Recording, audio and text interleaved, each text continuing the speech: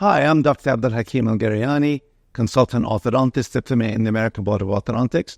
And together with CAP, I'm very excited to welcome you to our upcoming Human Cadaver TADS course here in Dubai. This course, we will be placing 12 mini screws in the human cadaver and all the different anatomical sites.